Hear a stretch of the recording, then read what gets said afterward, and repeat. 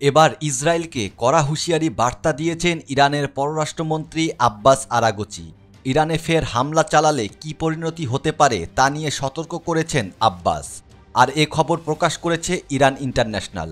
চীনের সিসিটিভিতে আব্বাস বলেছেন, ইসরায়েলের সম্ভাব্য হামলার ব্যাপারে ইরান পুরোপুরি প্রস্তুত রয়েছে।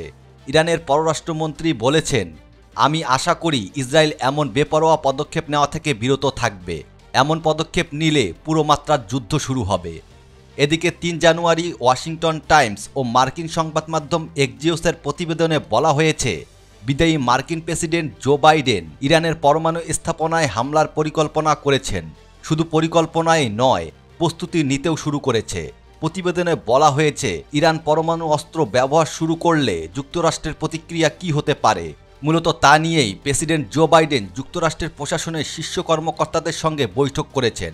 হোয়াইট হাউস জানিয়েছে, জাতীয় নিরাপত্তা উপদেষ্টা জ্যাক স্যালুভান প্রেসিডেন্ট বাইডেনকে বিভিন্ন পরিকল্পনার কথা জানালেও বৈঠকে এখন পর্যন্ত ইরানের বিরুদ্ধে সামরিক পদক্ষেপ নেওয়ার কোনো অনুমোদন দেওয়া হয়নি। তবে এরই মধ্যে ইরানের পরমাণু স্থাপনায় হামলার পরিকল্পনা করেছে যুক্তরাষ্ট্র বলে দাবি সংবাদ মাধ্যম এক্সিওসের।